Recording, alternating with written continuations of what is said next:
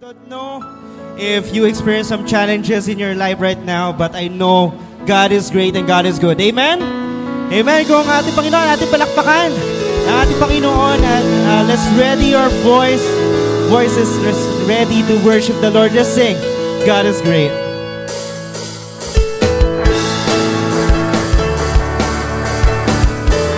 Hallelujah.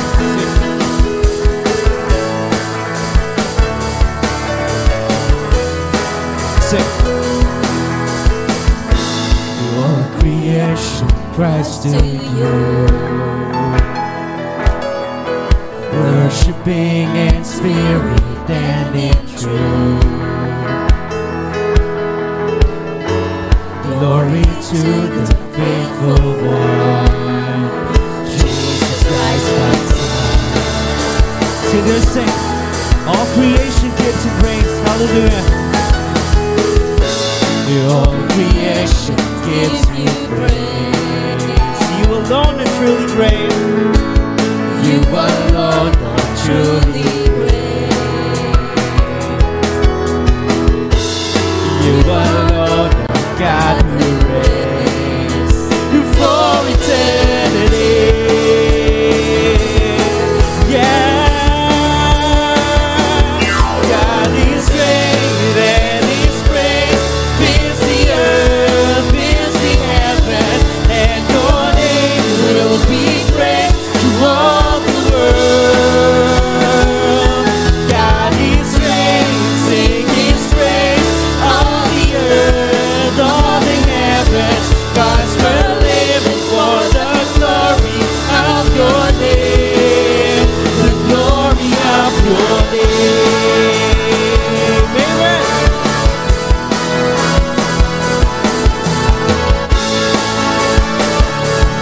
Let's continue singing, Lord.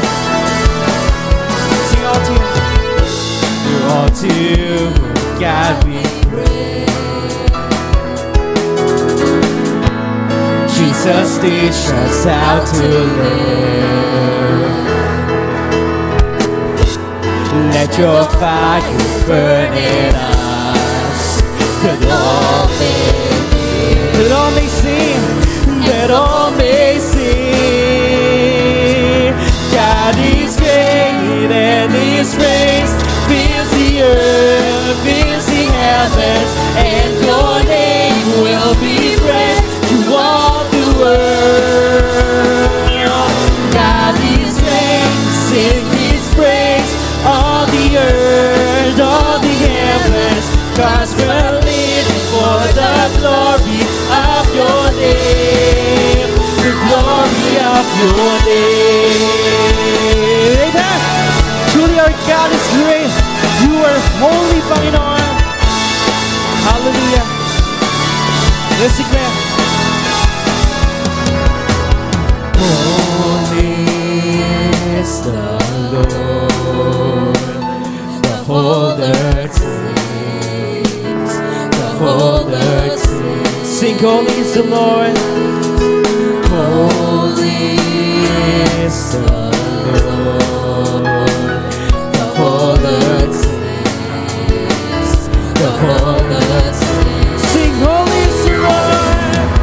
Holy is the Lord, the whole earth sings, the whole earth sings. Holy is the Lord, holy is the Lord, the whole earth sings, the whole earth sings.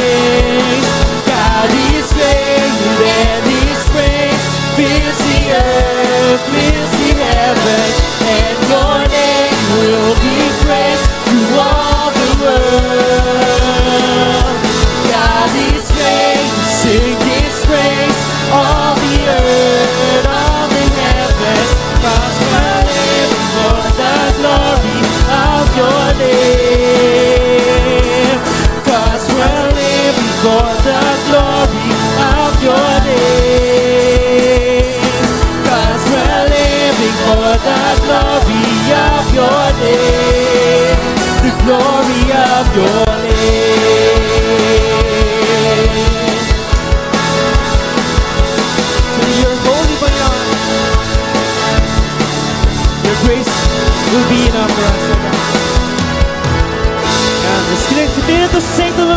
up our hands. Sing your grace enough. Yes, hallelujah. Thank you so much for your grace, Lord. Sing greatest. Great is your faithfulness, oh God. You wrestle with the sinner's restless heart. You lead us by still waters into mercy, and nothing can keep us apart. So remember your people, remember your children, remember your promise, oh God. Your grace is enough, your grace is enough, your grace is enough for me.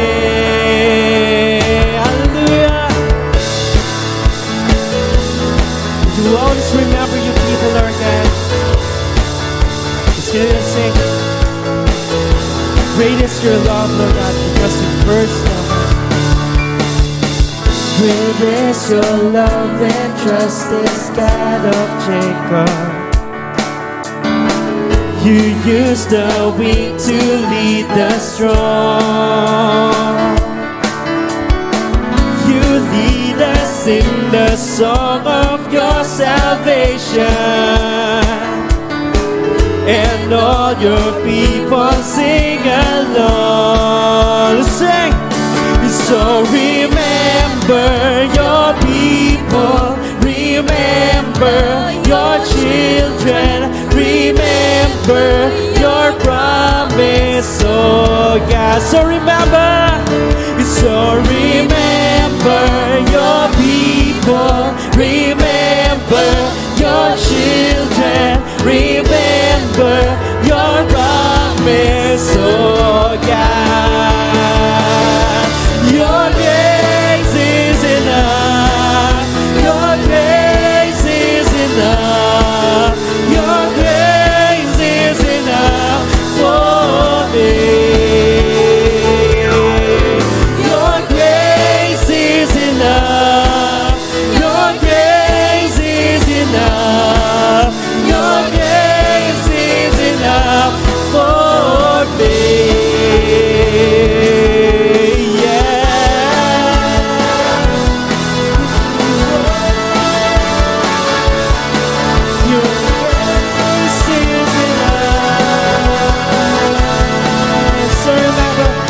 So remember your people, remember your children, remember your promise, oh God. Continue to sing. So remember your people, remember your children, remember your promise, oh God.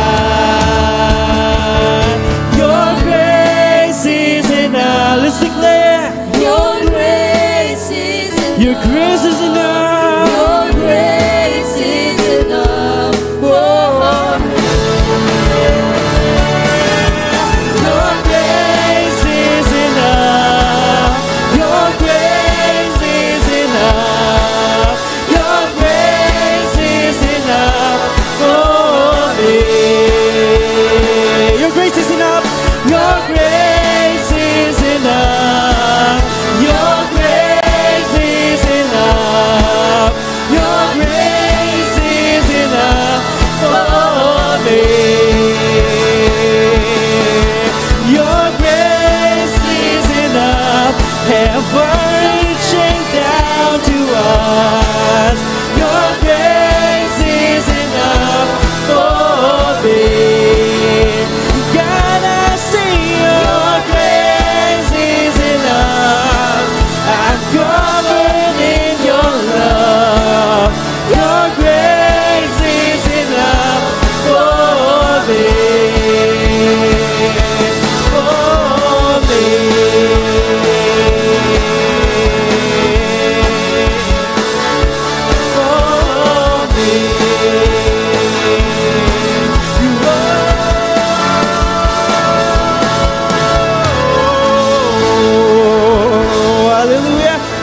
clap our hands to the Lord. Truly that He is great. His grace is enough.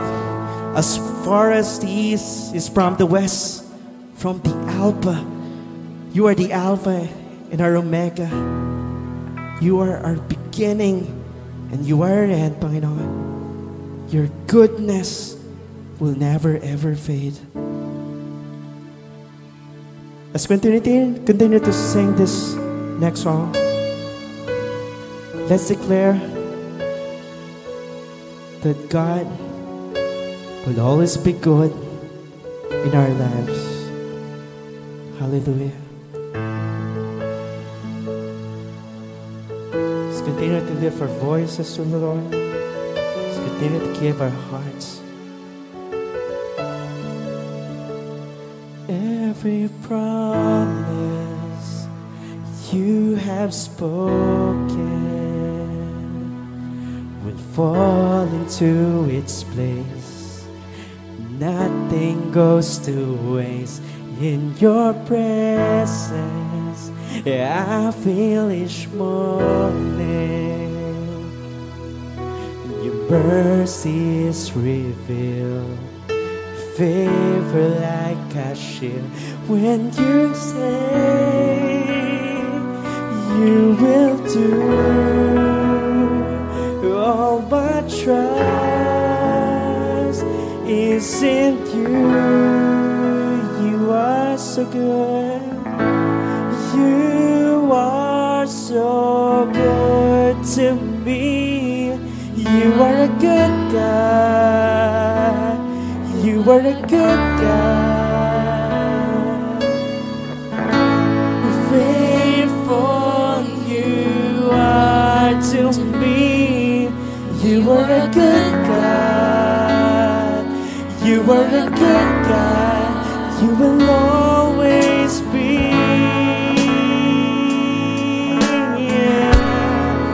You will always be.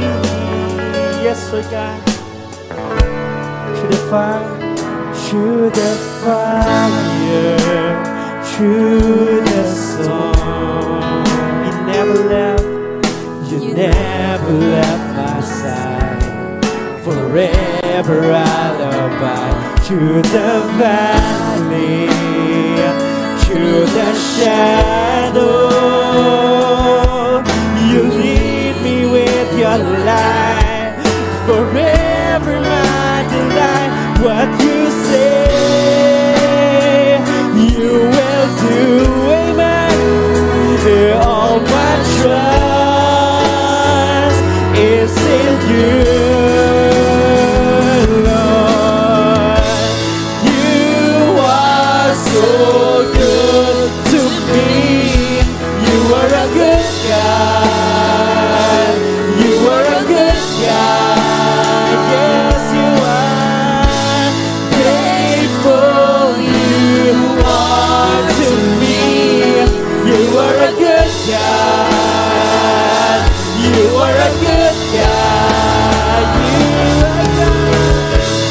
You are so good to me. You are a good God.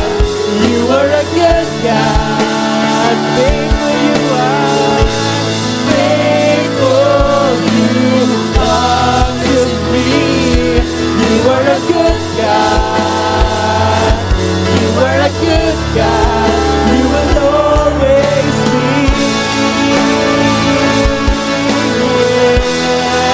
You will always be. Yes, God.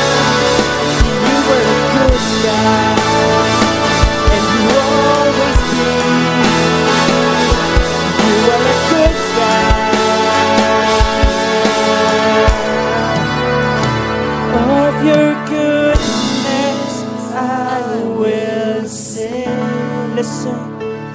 Yes, your goodness will be seen in my life. In your goodness I will live. As your goodness follow me all all of my life. Of your goodness I will sing. Hallelujah. Yes, your goodness will be seen in my life. In your goodness I will sing. Yes, your goodness will be seen in my life. In your goodness I will live. As your goodness follow me all of my life. Of your goodness I will sing. Yes, your goodness will be seen in my life. In your goodness I will live. As your goodness follow me all of my life.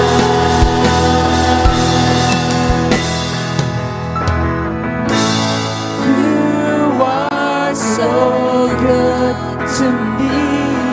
You are a good God. You are a good God. Faithful you are to me. You are a good God. You are a good God. Yes, you are. You are so good to me. You are a good God. You are a good God. Faithful you are. Faithful you are to me. You are a good God. You are a good God. You are so good to me. You are a good God. You are a good God. Faithful you are to me. You are a good God. You are a good God. Faithful then, faithful now, faithful always. Sing us again. Faithful then, faithful then, faithful now, faithful always. For from you are all things, and through you are all things. You're the Alpha and Omega, beginning and the end. All glory and honor, dominion and power belong to you. We worship you. For from you are all things, and through you are all things. You're the Alpha and Omega, beginning and the end. All glory and honor, dominion and power belong to you. We worship you in all of our days. Be drawn in our praise. Rest of our lives we surrender. We will remember your way forever, always. We will glorify your name in all of our days. Be shown in our praise. Rest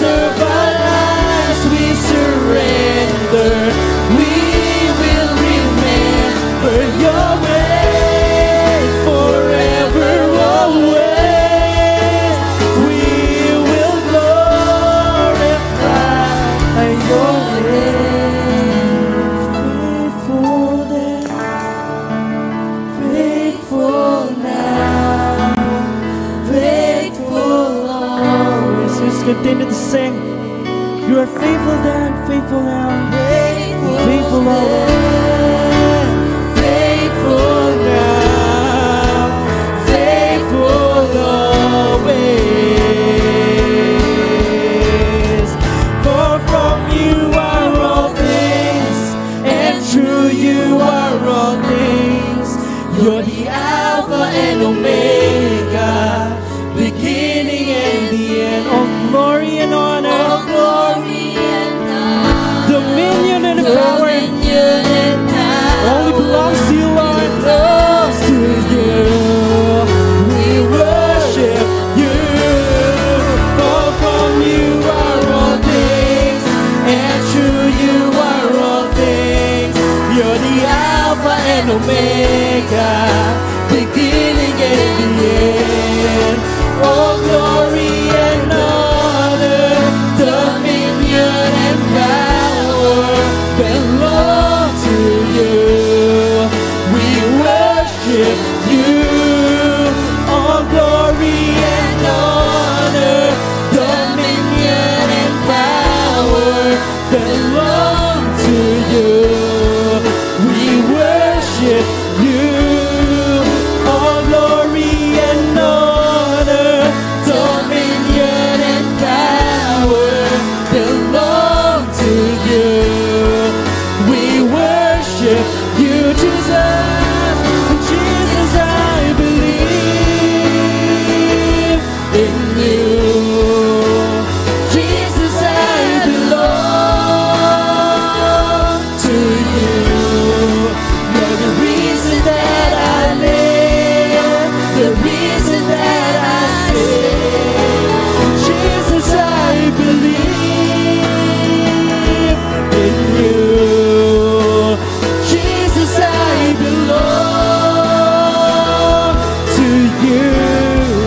You're the reason that I live, the reason that I sing.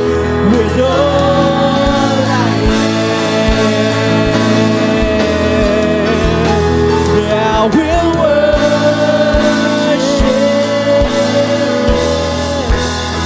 I will worship you. I will worship.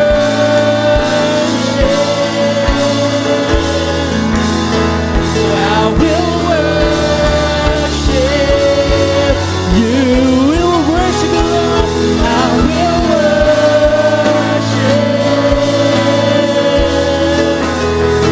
I will worship you.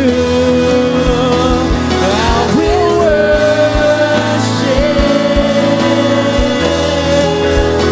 I will worship you.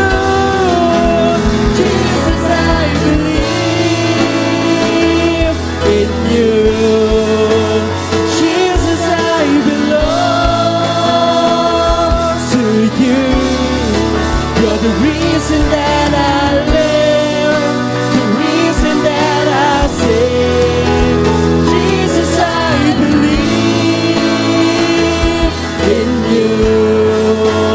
Jesus, I belong to you. You're the reason that I live, the reason that I sing. Jesus, I believe in you. Let's give you praise. Jesus, I belong. You're the reason that we live for you. You're the reason that I live, the reason that I sing. Jesus, Jesus, I believe in you. We will always belong to you, Lord. Jesus, I belong to you. Thank you, Lord God. You're the reason that I live, the reason that I sing. With all I am, with all I am. You're the reason that I live, the reason that I sing. With all I am. You're the reason that I live, the reason that I sing with all I am. Yes, Lord God, truly you are great, Panginoon. Your grace will always be enough for us, Panginoon. So you blessed us, siksik-lig-lig at umaapo, Panginoon. As of this moment, Lord God, we humble ourselves. We declare, Panginoon, that you are our Alpha and our Omega. All dominion and power only belongs to you, Lord God. Because you are great, Lord God. You are so good to us, Panginoon. As we continue to worship you this day, Lord God, I pray, Panginoon, na iyong banal presensya sa dumaloy sa aming mga puso, aming mga buhay, Lord God. Yes, Lord God, we will always remember, because your promise is always true, Panginoon. Yes, Lord God. Salamat, Lord Jesus, for your love. Salamat, Father God, that you've given us your one and only Son to be with eternity, Panginoon. Glorify your holy name, Lord God. Your Holy Spirit, lead us, Panginoon, sa aming buhay. Purihin ka, Panginoon, purihin ka. Ating palakpan natin, Panginoon. Truly, you are great in our lives, Lord God. Truly, we declare your glory, your goodness, Panginoon, in our lives. This is all we pray in the mighty name of Jesus. Amen. Let's clap our hands to the Lord. Hallelujah.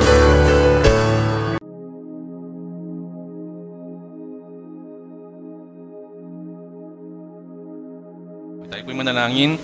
Dakilang Diyos na makapangyarihan sa lahat, muli ay amin pong pinagkakaloob sa iyo at tinataas sa iyo ang aming mga pagpapasalamat, pagkilala sa mga bagay na ginagawa mo po sa amin, Panginoon, sa iba't ibang kaparaanan. Salamat po sa biyaya ng buhay, ng kalakasan, ng taon, kung saan amin pong nararanasan ang aming kaarawan, maging anibersaryo, Panginoon, ng aming pong mga pagsasama bilang mga mag-asawa. Salamat po sa pagpapala, maging ng kagalingan at kalakasan sa panahon ng karamdaman. Tunay po, O Diyos, na napakabuti mo. Wala pong imposible sa iyo. Walang anumang sakit na hindi mo kayang pagalingin, Panginoon. Salamat po sa mga pag-iingat, sa mga paglalakbay. Salamat dahil ikaw po ang nagbibigay protection sa amin. Gayon din ang karunungan sa mga pag-aaral. Salamat po, dakilang Ama, sa mga achievements na binibigay mo sa bawat isa. Salamat po, O Diyos, maging sa provision sa aming mga pangangailangan, sa mga opportunity na aming pong nararanasan sa buhay, sa mga hanap buhay na meron kami, Panginoon, upang amin pong maiprovide para po sa aming mga sambahayan. Salamat po, even doon sa mga challenges ng buhay, mahirap man sa una, Panginoon, pero nagpapasalamat kami dahil pinatitibay kami ng mga bagay na ito sa aming pong pananampalataya at pagtitiwala sa iyo. Ikaw na Diyos na hindi po kami iniiwan, Panginoon, sa anumang sitwasyon, anumang panahon ng buhay. Marami pa po mga bagay ang nais ipagpasalamat sa iyo ng iyong mga anak. Hindi man namin mabanggit, Panginoon, ng isa-isa, pero lahat ng puso ng bawat isang narito, Panginoon, ngayon, sila man ay naroon sa kanilang mga upuan. Alam mo po, O Diyos, ang aming pong pagpapasalamat. Mangyari naman sa pamamagitan po ng pagpapatong ng kamay ng iyong lingkod, iyong igawad po sa kanila ang iyong basbas at pagpapala.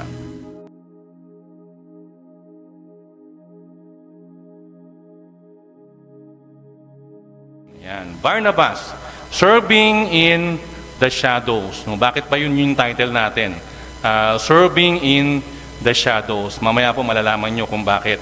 Mula po sa aklat ng mga gawa, kabanatang 11, talatang 11 hanggang 26. Yan. Siguro po isundan nyo po ako sa aking pong pagbasa ng ating pong mga talata. Kung kayo po ay may mga Biblia, pwede nyo pong buksan.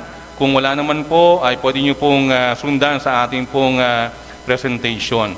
Ang iglesia sa Antioquia, yan, ang iglesia po sa Antioquia po ay hindi po natutulog, ha? Medyo antok lang sila kasi Antioquia. Yan. Ang iglesia sa Antioquia, Ang mga mananampalatayang nangalat dahil sa kahirapan na nangyari kay Esteban ay naglakbay hanggang sa Phoenicia. Sa Chipre at sa Antioquia, wala silang ibang pinagsaysayan ng salita kundi ang mga Hudyo lamang. Ngunit ang ilan sa kanila na taga Chipre at taga Serene ay dumating sa Antioquia. Sila ay nagsalita sa mga Hudyo na ang wika ay Griego at ipinangangaral ang ebanghelyo ng Panginoong Jesus. Ang kamay ng Panginoon ay sumakanila, marami sa kanila ang sumampalataya at nanumbalik sa Panginoon. Ang ulat patungkol sa mga bagay na ito ay nakarating sa pandinig ng iglesia na nasa Jerusalem. Sinugo nila si Bernabe hanggang sa Antioquia. Nang siya ay dumating, nakita niya ang biyaya ng Diyos. Siya ay nagalak at ipinamanhik niya sa lahat na sa kapasyahan ng kanyang puso o ng kanilang puso ay manatili sila sa Panginoon. Ito ay sapagkat siya ay mabuting tao, puspos ng banal na espiritu at ng pananampalataya. Kaya ang napakaraming tao ay nadagdag sa Panginoon. Si Bernabe ay pumunta sa Tarso upang hanapin si Saulo. At nang siya ay matagpuan niya, dinala niya siya sa Antioquia. Nangyari na sa buong 1 taon, sila ay nakipagtipon sa buong iglesia. Sila ay nagturo sa maraming tao. Ang mga alagad ay unang tinawag na mga Kristiyano sa Antioquia. Yan, makita natin yung short history ng account ng buhay ni Barnabas o ni Bernabe. Our text today ay nagpapakilala at nagpapakita sa isang lalaki na kung saan hindi masyadong nabanggit ang pangalan sa maraming sulat sa scriptures. Bakit? Dahil madalas ang kanyang paglilingkod ay nasa likod lamang. Sabi, he was often found serving in the shadow. Ano ba ibig sabihin ng serving in the shadow? Yan, tingnan po natin yung ibig sabihin ng serving in the shadow. Serving in the shadow means performing a task or role that is unseen or unnoticed, often behind the scenes, while others receive the spotlight. Ang paglilingkod daw po sa anino ay nangangahulugan na pagsasagawa ng isang bagay o ng isang task or role na hindi masyadong nakikita. Yan. They are always or most of the time behind the scenes. Sila yung mga nasa likod lang, nakatago.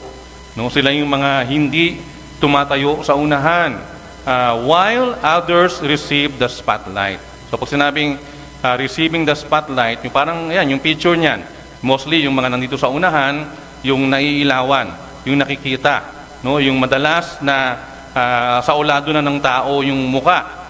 Sila yung mga alam nila na yan yung mga naglilingkod sa Panginoon. Pero behind the scene, merong mga naglilingkod who are unseen and unnoticed. It can also refer to a situation where someone's achievements or abilities are overshadowed by someone else. Madalas o minsan, yung mga taong ito, yung mga servant that are serving in the shadow, sila yung marami ding mga talento. They are those who had a lot of abilities na madalas na na-ascribe doon sa mga taong humaharap sa unahan. So halimbawa, those who are behind the scenes are most talented than those who are in front. Kaya lang, yung mga behind the scenes, ayaw nilang humarap. So, they are contributing for those to those who are in front. Parang pinapahiram nila, pinapaubayan nila yung kanilang talento, yung kanilang abilidad doon sa mga tao na may lakas ng loob humarap sa unahan. So, hindi naman natin maalis po yun talaga. May mga tao na medyo introvert, di ba? Yung mga mahiyain, masaya na lang tayo na nasa likod lang tayo. Ibig sabihin nung nasa likod lang tayo na Nagsiserve tayo sa Lord, pero ayaw natin ng limelight, ayaw natin ng spotlight, ayaw natin na tayo ay nakikita ng maraming tao. But we are serving the Lord. No? So, ano pa yung ibig sabihin nito? They are supporting the main servant of God. And it is also a form of serving the Lord behind the scene. No, tandaan natin, those who are serving in the shadow ay mga lingkod din ng Panginoon. No, naglilingkod din po sila sa Panginoon. Ibig sabihin, wala hong difference yung naglilingkod ka sa Lord na nakikita ka sa harapan at yung naglilingkod ka sa Lord na hindi ka masyadong nakikita sa unahan.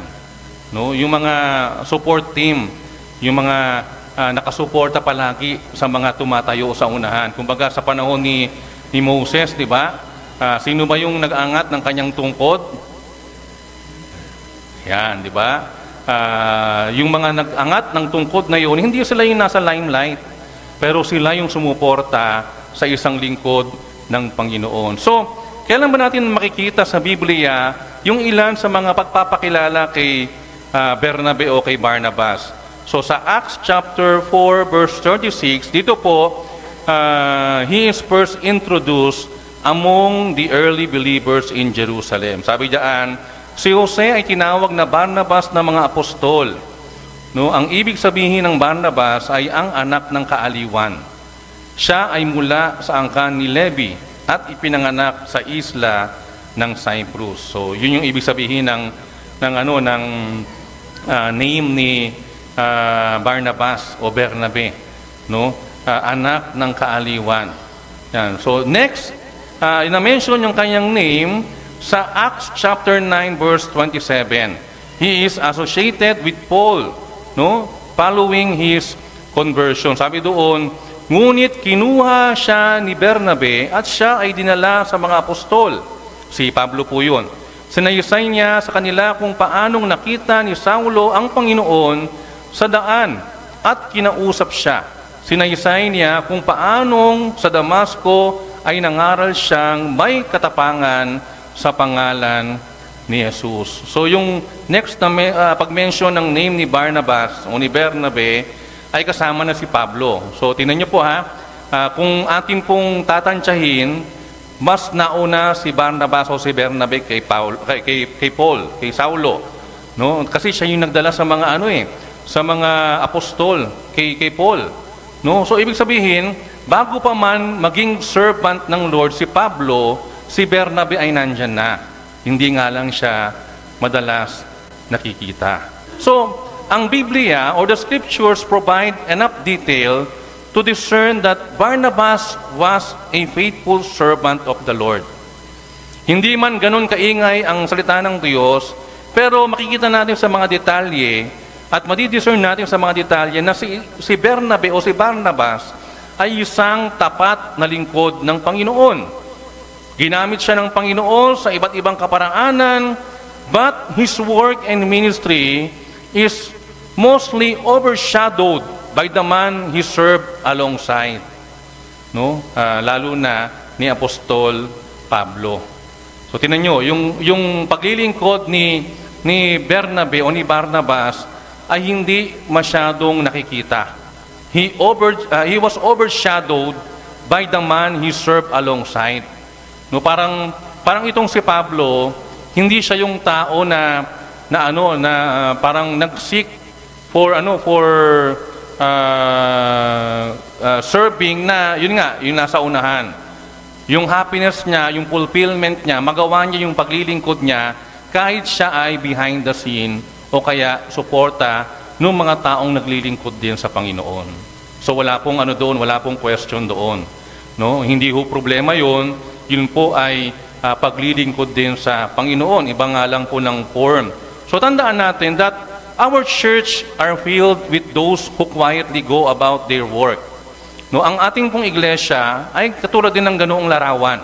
We are filled with those who quietly go about their work, who faithfully serving the Lord, making significant contributions, and yet their service goes largely unnoticed. Yung ating pong church, meron po tayong gantong karanasan din.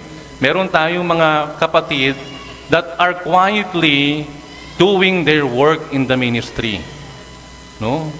Sila po yung mga taong nagtatrabaho. Gamitin natin yung word na nagtatrabaho. Gumagawa. No, naglilingkod sa Panginoon, but they are largely unnoticed. Sino ba yung mga taong yan? Sino ba yung mga anak ng Diyos na yan? Example, no? They are the assistants. Yan, di ba? Yung mga assistants. Yung mga, halimbawa, mga assistant small group leaders. Lahat naman doon nag-start no? Assistant.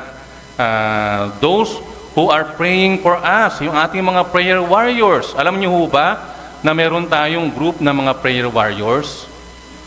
No? Yung mga nagpipray para po sa ating lahat. Para sa mga pastor, mga naglilingkod, para sa mga miyembro, para sa ating iglesia, para sa ating mga gawain, para sa ating lahat, para sa ating syudad, para sa lahat ng mga bagay na pwedeng ipanalangin o dapat ipanalangin. No? So, they are largely unnoticed. Why? Because they are always doing their job or their ministry sa isang parang tagong lugar. No? They are unnoticed. We also have the Martas. Yan, alam niyo yung mga Marta, sila yung mga tagaluto.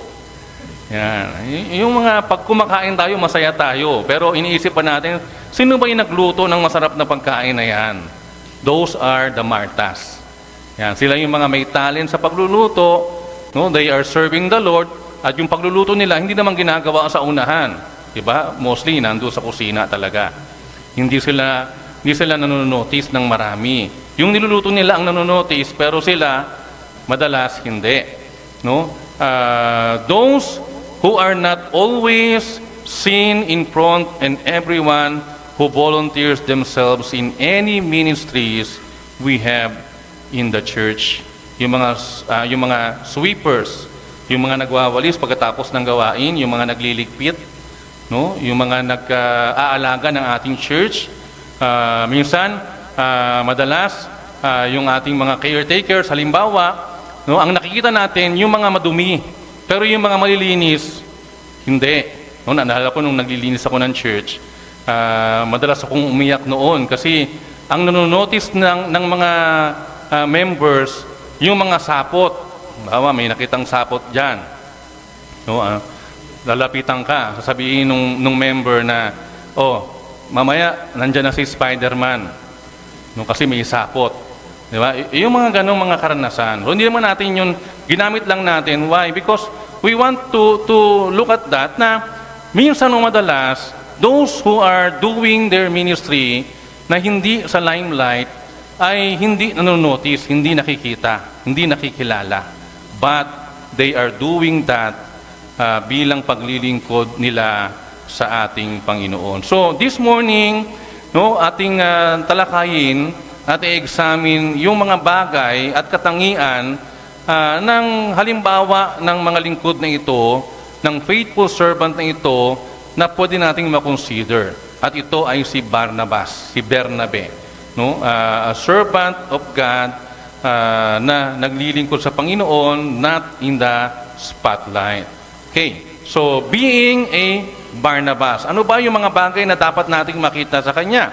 Una ay yung kanyang pagkatawag. So ang pagkatawag kay Barnabas ay katulad din naman ng pagkatawag sa maraming mga naglilingkod sa Panginoon. No, so kung ating titingnan, we will get a glimpse of the great move of God na kung saan ginawa niya sa mga pangyayari doon sa sanlibutan during the time of the Pentecost. No, sabi 'di ba sa account sa Acts, the Spirit that had filled believers at Pentecost, the gospel was being preached, and thousands were coming to faith in Christ. That is the setting in which Barnabas was called into the ministry. Yung panahon ng pagtawag kay Barnabas o kay Bernabe ay yung panahon ng harvest. Panahon na kung saan maraming mga tao ang nakakarinig sa pangaral, maraming mga tao ang nakakarinig tungkol sa pananampalataya, maraming mga tao ang narinig yung mga preaching ng mga naglilingkod sa Panginoon. So, doon sa setting na yun, tinawag ng Diyos si Bernabe o si Barnabas. Ano ba yung mga bagay that we have to notice concerning or regarding doon sa kanyang pagkatawag. Una, syempre, merong inaasahan sa kanyang pagkatawag. No? Ang isang bagay na mahalagang ating makita ay kung papaano kumikilos at kikilos kay Barnabas ang Panginoon sa kanyang buhay, sa kanyang calling. No? Sabi nga po sa ating pong paglilingkod sa Panginoon, sa anumang position na meron tayo, we too should anticipate a great harvest regarding to our ministry. Inaasahan na itong si Barnabas o si Bernabe, katulad ng mga apostol sa panahon ng aklat ng mga gawa, ay gagamitin ng Diyos to preach the gospel. Gagamitin ng Panginoon para maging part ng harvest ng maraming kaluluwa. Gagamitin ng Panginoon for those thousands who are coming in faith in Christ. Yung po yung inaasahan kay Barnabas. Pero si Barnabas kasi, ano lang siya di ba? Low profile. No? Nasa likod lang siya. No? Paano kaya yun? Ano kaya yung ating i-expect kay Barnabas na siya inaasahan sa ganong aspeto, pero alam natin, he is serving in the shadows. Diba? So, pangalawa, makikita natin yung pagpapatibay sa kanyang calling o sa kanyang pagkatawag. So, tinawag siya, may expectation, pero meron ding pagpapatibay. Katulad po ng pag-embrace ng Jerusalem kay Barnabas sa mga tasks o sa mga gawain kanyang kailangan gawin. No, yung work sa ministry, they have to support Barnabas para gawin niya o magawa niya yung kanyang ministeryo, yung ginagawa din ng ibang mga apostol during that time. No, kaya nga po talagang bilang pagpapatibay, sinuportahan ng mga Kristiyano, ng mga unang Kristiyano, si Barnabas kasama ng mga missionaries during that time. At yun din po yung inaasahan sa ating pong iglesia.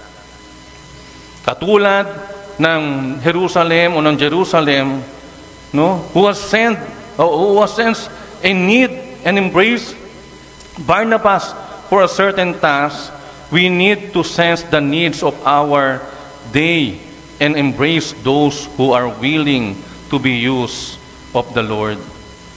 No, dapat meron tayong parang in a way sense of discernment doon sa mga taong gustong magpagamit sa paglilingkod sa Panginoon. No? Dapat nakikilala po natin bilang isang iglesia kung sino yung merong pagkatawag mula sa ating Panginoon.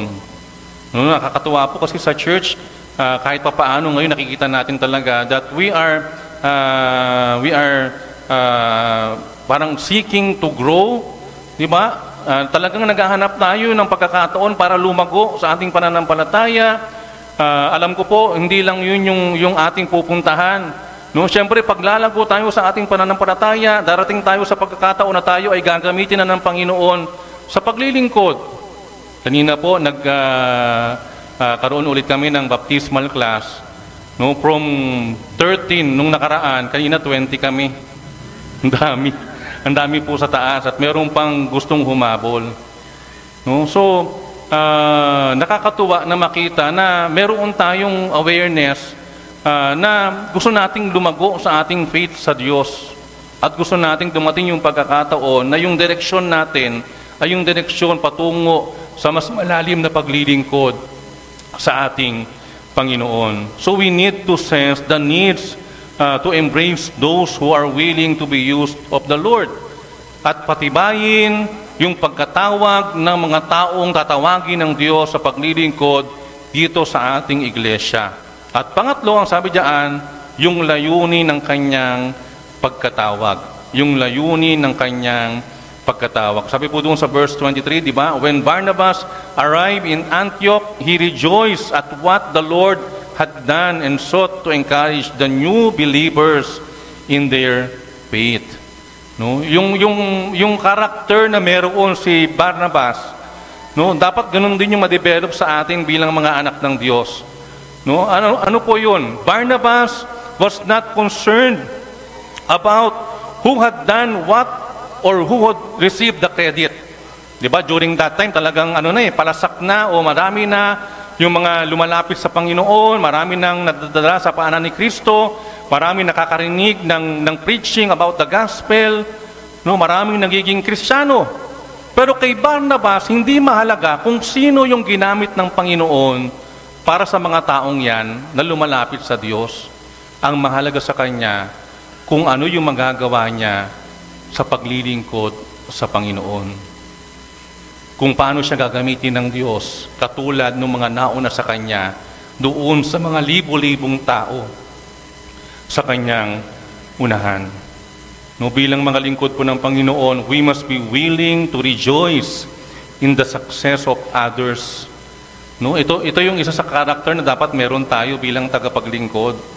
Matuwa tayo, magalak tayo na yung ating mga kapwa ng lilingkod sa Panginoon ay nagtatagumpay sa buhay, nagtatagumpay sa paglilingkod, no? And determined to support and encourage every member sa kabuuan ng katawan ni Kristo. Kasi papunta naman tayo lahat sa iisa lang eh. Di ba lahat tayo naglilingkod sa glory ng Panginoon, hindi sa glory ng kahit na sino. Hindi para sa tao, hindi para sa church, kundi para sa ating Panginoon. So makita natin yung unang bagay, yung pagkatawag ni Barnabas. Pangalawa ay yung kanyang mga katangian. Yan, ano po ba yung mga katangiang meron itong si Barnabas? No, here we are given details regarding the character of Barnabas to consider. Una, sabi, he had a godly character. He was a good man. Sabi po doon, no, he was a good man. Barnabas was described as a good man, isang mabuting tao, isang makadiyos na tao, one who was known and respected by his peers. No, yung buhay niya po, kung ating i-examine, nung katulad ng pag-examine ng mga tao sa paligid niya, they knew him and he was identified as one who sought to help others, living a good life among men. Nung sabi po, nakita ng mga tao sa paligid nila o sa paligid niya na itong taong ito, si Bernabe o si Barnabas, ay mabuting tao na ang nais lamang gawin ay maglingkod sa Diyos. Sabi po diyan, physical abilities can be learned. Physical abilities can be learned, but genuine character comes from within. No? There is more to a man than his abilities. Yung pong abilidad, yung kakayahan, yung talento, yan po ay natututunan, no, pagkakatagalan. Ang pinakamahalaga po ay yung genuine character na meron sa ating mga puso. Nakwento ko na po yung dati, yung kalalakihan natin sa Bicol. No, talagang ano siya, hirap siya sa pagbabasa, hirap siya sa pagsusulat, no? Kasi elementary lang yung narating niya, hindi pa niya natapos. Pero ang meron siya, yung puso na gustong maglingkod sa Panginoon. Yun yung nakita ng mga leaders sa church. No? We knew his heart kasi yun yung lagi niyang gustong gawin. Lagi siyang parang uhaw sa mga gawain. No, kapag may gawain ng Panginoon, talagang nandun siya, nagbubuklat siya ng Bible, kahit hirap siya magbasa, minsan papabasahin mo siya, talagang pautal-utal yung basa niya, pero pinipilit niya talagang magbasa. No? Pinipilit niyang manalangin kapag siya yung naka-assign mag-pray. Lahat makikita sa kanya kung ano yung pagnanasa niya, pagnanais niya sa paglilingkod at paglago sa Panginoon. Dumating po yung pagkakataon, tinawag ng Diyos yung kalalakihang ito sa paglilingkod. Ngayon po ginagamit na siya ng Panginoon sa church. No, hindi na siya katulad dati, mahiyain, no, hindi marunong magbasa. Ngayon po, magaling na siya magbasa. No, leader na siya ng church. Meron na siyang kakayahang tumayo sa unahan, may kumpiyansa na siya sa kanyang sarili at ginagawa niya yung kanyang ginagawa bilang paglilingkod sa Panginoon. And it is basically of his genuine character. Hindi sa kanyang abilidad, hindi sa kanyang kakayahan. Churches and ministries need those of moral character. No? Hindi po mahalaga kung matalino ang isang tao. Hindi mahalaga kung maraming talento ang isang tao. Ang importante, yung kanyang karakter sa harapan ng Diyos. Kung meron kang puso sa paglilingkod sa Panginoon, ang Diyos ang magdadagdag ng talento. Amen? Amen po ba? Amen. No, naalala ko po si BJ, yung anak ni Tidoti. No, nung kanyang kabataan, sa kagustuhan niya at interest niya sa maraming mga bagay, talagang tinagaan niya yung kanyang sarili mag-aral. Lahat ng instrumento sa church, sinubukan niya, nakapain, sinubukan niya mag-aral, nagpaturo siya, hanggang natuto siya ng lahat ng bagay na meron siya ngayon. No, ngayon po, mas magaling pa siya kasi pati yung boses niya talaga, merong training. Diba? Parang si Pavarotti. No? May training yung kanyang boses, pang-quiet. No? Pero dati, bilang isang kabataan, no? He was just an ordinary youth sa church. Pero nakita sa kanya yung pagnanais niya na lumago sa Panginoon at magamit ng Panginoon. So he had a godly character. It is Barnabas. Pangalawa, he possessed the keys to success. He was full of the Holy Spirit and faith. No? Nasa kanya ang mga susi ng pagtatagumpay sa paglilingkod. Ang sabi ng verse 24, siya'y puspos ng banal na spiritu at ng pananampalataya. Barnabas was also known to be full of the Holy Ghost and faith. His life was not lived in an effort to promote himself or please the flesh. Sabi, he walked closely with the Lord and enjoyed fullness of the Spirit. Naglalakad po siya sa buhay pananampalataya na malapit sa Panginoon. His life and ministry were motivated by faith. Yung kanyang buhay, yung kanyang paglilingkod, yung kanyang ministeryo ay motivated ng kanyang pananampalataya. No? Ayaw niya nung fame, ayaw niya nung prestige, ayaw niya nung mga bagay na maglalagay sa kanya sa unahan. He was empowered by the Holy Spirit instead of pride and arrogance. Yung banal na spiritu ang nagbibigay sa kanya ng motibasyon at ng kapangyarihan para gawin yung kanyang mga ginagawa, hindi yung anumang bagay. Sabi nga po, di ba, those whose lives are in tune with the Lord will always make an impact on others. Those whose lives are in tune with the Lord will always make an impact on others. Kapag ang buhay po ng isang tao ay in tune sa Diyos, meron niyang dating sa iba. No? Nararamdaman po yan. Kapag puspos ng banal na spiritu ang isang tao, nararamdaman po yan ng ating katabi. Nararamdaman po yan sa ating pananalita, nararamdaman yan sa ating mga kapahayagan, nararamdaman yan sa paraan ng ating pamumuhay, nararamdaman yan sa ating pakikisama sa ating kapwa mananampalataya o sa ibang tao. So nararamdaman po yan dahil may impact sa iba yung buhay na ka-in-tune sa Diyos. Our power and influence needs to come from above, not from our own abilities. Hindi ho dapat galing sa atin, hindi galing sa ating talento, kakayahan, kundi galing sa Panginoon yung ating impluwensya sa iba. Pangatlo, he was effective in gospel ministry. He was effective in gospel ministry. A great number of people were brought to the Lord. No?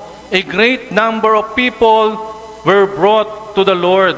No, mas maraming mga tao pa ang dinala o nadala sa harapan ng Panginoon sa pamamagitan ng buhay ni Bernabe o ni Barnabas. And much people was added unto the Lord while he was walking with the Lord. No? Bakit? Kasi meron siyang close communion with God. No, yung buhay ni Barnabas ay talagang buhay na makikita na merong impact sa buhay ng maraming tao. Yung kanyang impluwensya ay nakaka-inspire sa iba para lalo nilang hanapin ang Diyos sa buhay nila. Para lalo nilang hanapin kung papaano sila maliligtas sa kanilang mga buhay pananampalataya. Si Lucas po, no? He does not mention Barnabas being a great speaker and effective administrator. Hindi po niya binanggit si Barnabas o si Bernabe bilang isang epektibong administrador ng kanyang pangunguna sa isang grupo, or even a great speaker, no? Or even a great teacher. Ano pong sabi ni Lucas? He only mentions his fullness of the Spirit and faith. Yun lang po yung tanging nilagay ni Luke kay Barnabas. Barnabas, no, is full of the Spirit and faith. Full of the Spirit and faith. At yun po yung katangian at mga katangian na naglagay kay Barnabas para magkaroon siya ng impact sa ibang tao. Mga kapatid, ang sabi diyan, our availability and willingness to be used of the Lord will exceed any abilities we have. No? It will exceed any abilities we have. Mas mahalaga sa Panginoon yung ating willingness, yung ating availability, kaysa doon sa mga kakayahan natin. No? Kaya po, dapat hindi isipin ng maraming mga tao na may kakayahan at merong abilidad na sila lang yung pwedeng gamitin ng Diyos sa paglilingkod. No? Dahil yung puso na may pagnanasa, yung buhay na may pagnanais magpagamit sa Panginoon, ay siyang higit na sinisilip ng Diyos sa ating mga buhay. Hindi mahalaga sa kanya yung talento, kasi pwede niya namang idagdag yun eh. No, kung halimbawa yung isang kapatid, gusto niya maglingkod sa Panginoon, pero talagang hindi niya kaya gawin yung ginagawa ng iba, na may kakayahan, pero ayaw namang maglingkod sa Panginoon. No, kung babalikan natin, di ba, yung parable of the talents, anong ginawa ng Panginoon? Tinanggal niya doon sa may meron yung hindi niya ginamit at hindi niya pinagyaman. At ang sabi, ibibigay niya doon sa mga merong iilan, pero willing pagyamanin yung meron siya. Kung halimbawa, hindi ka marunong kumanta, ayaw sa iyo ng mic, di ba? O ayaw sa iyo ng speaker, pero may puso ka talaga na gusto mong maglingkod sa Panginoon sa pag-awit. Sumayaw ka na lang. Ay, bibigay sa iyo ng Panginoon yun, no, sa tamang panahon. No, tsaga-tsaga lang. Di ba? Yun eh, yung laman ng puso, yung willingness natin, yun yung gusto ng Diyos. Hindi mahalaga yung kakayahan natin. Una sa lahat, no? Hindi mahalaga yung kakayahan natin. Kasi pwedeng ibigay ng Diyos yun. So granted, God does equip us to serve. He uses our abilities for His glory. Kasi yung anumang kakayahan, anumang abilidad, ginagamit niya ng Diyos para sa kanyang kapurihan. And lastly, sabi, he was willing to accept help from others in the ministry. Ang isang katangian ni Barnabas, ni Bernabe po ay handa po siyang humingi ng tulong sa iba kapag kailangan niya na. And he was willing to accept help from those people sa ministry. Sabi, di ba? Then departed Barnabas to Tarsus for to seek soul. Talagang hinanap niya at hahanapin niya si Saulo papunta sa Tarsus. Bakit? Kasi gusto niyang makatuwang si Saul o si Pablo sa paglilingkod sa Panginoon. No? Marahil nagpapakita na hindi niya kayang humarap sa unahan. Hindi niya kayang gawin yung maaring ginagawa ng ibang tao. Pero kaya niyang gawin na suportahan yung taong tatayo sa unahan para maglingkod. Nalala ko po yung unang time na nakita kami ni Pastor Jeff sa UCC, na si Pastor Jeff hindi pa pastor.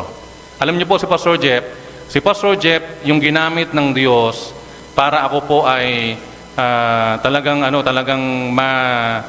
mas stick sa church after ng conversion ko. No, talagang nagtiyaga yun si Pastor Jeff. Para dalhin ako sa church. Linggo-linggo pupuntahan ako sa bahay. Nagtatago na ako sa loob ng bahay namin, pero alam niya nandun ako. Siguro naamoy niya ako. No? Hindi siya aalis hangga't hindi ako sumasama sa kanya papunta sa KYC, sa fellowship. Yun lagi. Siguro mga 2 buwan niya ginawa yun. Dire-diretso. Ang tiyaga ni Pastor Jeff. No, hanggang sa yun, pinabayaan niya na ako kasi part na ng routine ko na pupunta ako sa church every Sunday. Alam niyo po, after some time, nung ako ay tinawag ng Panginoon sa paglilingkod, No, malayo na yung narating ni Pastor kasi pumunta ng ibang bansa, nagtampo sa amin, nagtampo sa tapos yun, kumbaga malayo sa Imus tapos nandito ako. Nakita kami, sabi ko sa kanya, yung para bang proud na proud ako, na sabi ko sa kanya, sabi ko, para ka na rin nagpastor kasi naging pastor na ako. Yun ang hindi ko malilimutan. Sabi ko sa kanya, para ka nang naging pastor kasi naging pastor na ako ngayon. No? Hindi ko alam kung ano yung impact nung kay Pastor Jeff. Pero natuwa ako nung nakita ko na si Pastor Jeff ay nagpastor din. Tinawag din ng Panginoon sa paglilingkod ng full-time sa ministry. Alam niyo po, yung paghingi ng tawag ng tulong sa mga tao sa paligid natin ay mahalaga sa paglilingkod sa Panginoon. Sabi po diyan, Barnabas knew the work was too great to accomplish alone. So he sought help to ensure continued growth. Hinanap niya yung tulong ng mga taong pwedeng makatulong sa kanya para sa isang malawak na gawain. Dito po sa church, malaking bagay po yung ating mga tagapaglingkod, yung ating mga small group leaders. Kung ang pastor po ang gagawa ng mga yan, mamamatay ka agad yung pastor. Di ba? Pero ang dami nating mga volunteers, ang dami nating mga naglilingkod sa Panginoon, no, they are not in the limelight pero they are serving the Lord. No, dahil gusto nila maglingkod sa Panginoon, tinawag sila ng Panginoon sa paglilingkod. And they are a big help sa mga main servant ng Diyos sa church. No, alam ng Diyos yung kanilang mga puso. Alam ng Panginoon yung kanilang mga buhay. No, sabi nga po, we too need to be sensitive to the leading of the Spirit and seek help when needed. There is no place for lone rangers in the ministry.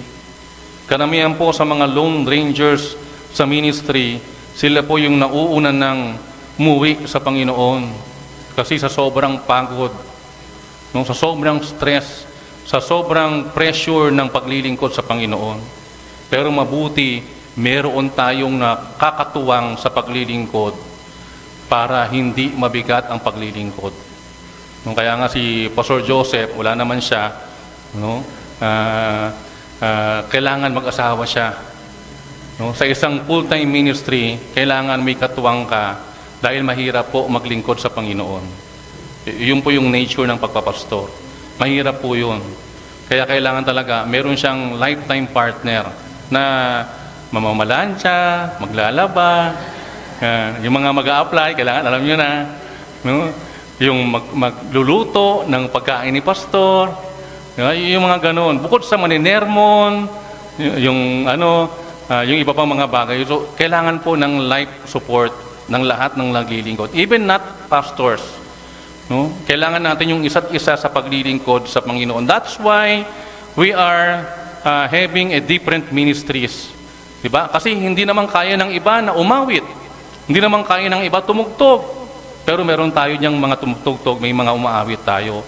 Hindi kaya ng iba magturo. Pero merong tinawag ang Diyos para magturo. Merong iba na tinawag ng Panginoon to serve. No? Hindi yung kayang gawin ng iba, pero they are serving in the ministry. No? Yung pagluluto, ministry po yun sa Panginoon. Yung pag-a-usher, yung pagtanggap, ministry po yun sa Panginoon. Yung lahat ng bagay, no? Yung pagkalikot ng mga bagay-bagay na meron dyan, halimbawa sila Kuya Lito, yung mga nasa multimedia, mahirap po yun. Lalo kanina, kinakabahan ako kasi brown out. Sabi ko, patay tayo, mapapasubo yung aking boses sa pagsigaw. Pero buti na nagkakuryente. No? So, mahirap po yun. Pero lahat yung ginagawa natin ng sama-sama para sa Panginoon. So, the modern church needs those with the commitment and attitude of Barnabas. We need those who will humbly follow the leadership of the Lord, serving faithfully where He leads, and remaining in their position as long as the Lord desires. As long as the Lord desires. No? Yun po yung kabuuan ng lahat ng bagay.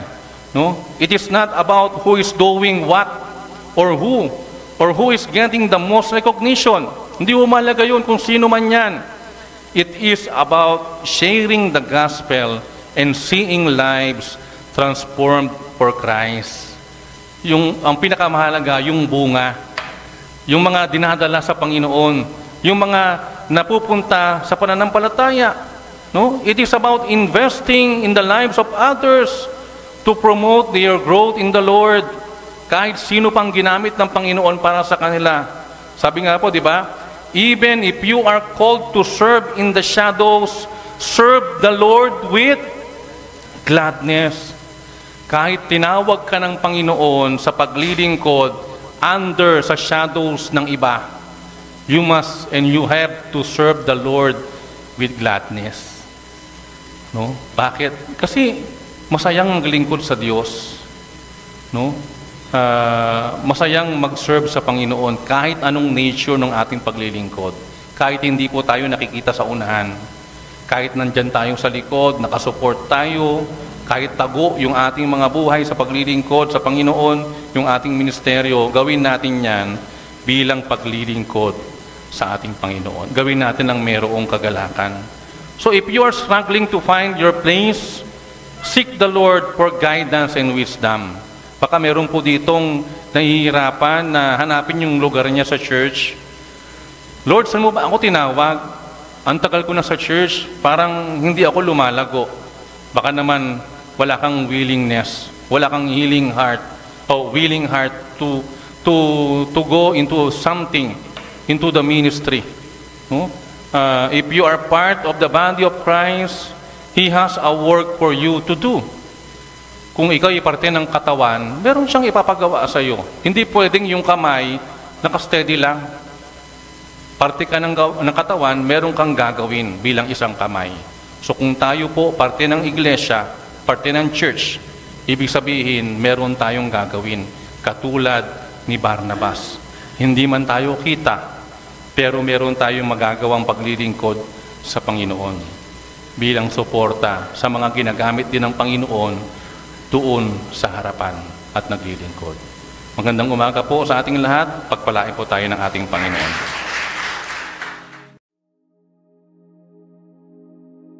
Aming dakilang Diyos na makapangyarihan sa lahat, sa umaga pong ito, nagpapasalamat kami sa pagsama mo sa bawat isa sa amin. Salamat po, O Diyos, sa panahon na amin pong maranasan ang pagpapala ng iyong mga biyaya sa aming lahat.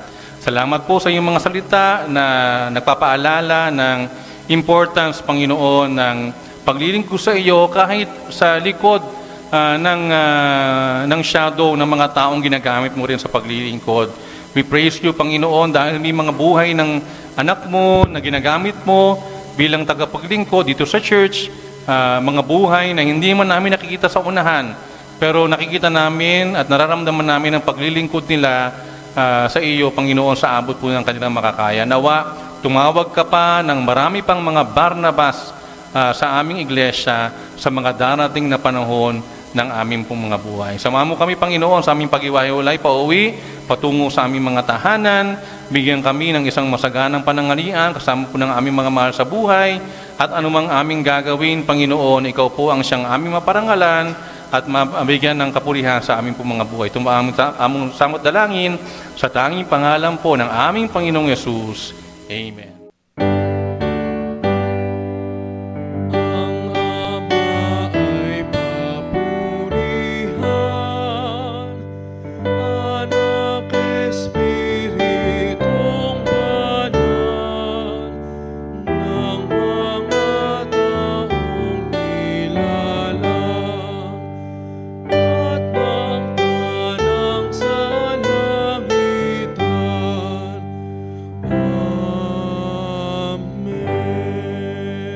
Sa pamamagitan po ng pagtaas ng kamay ng iyong lingkod, iyong igawad sa bawat isa ang iyong basbas at pagpapala. Mga pinakamamahal, naway sumaating lahat ng pagpapala ng Panginoon Kristo, ang walang hanggang pag-ibig ng Diyos Ama, ang pakikibisa at kaaliwan, buhay sa banal na Espiritu, mulangit pagpasawalang hanggan. Amen.